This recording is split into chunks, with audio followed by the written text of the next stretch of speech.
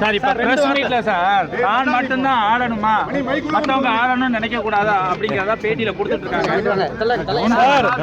ஒருத்தர் கருத்து மற்றொரு தலையிட முடியாது சார். அவர்களுக்கும் உரிமை உண்டு. ஜனநாயக நாடு.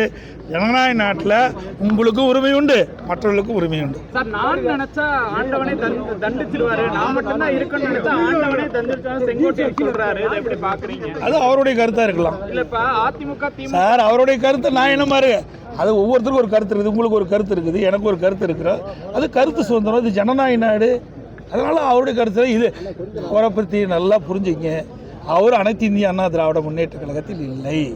அவரை பற்றி கருத்து சொல்வதற்கு ஒன்றும் இல்லை.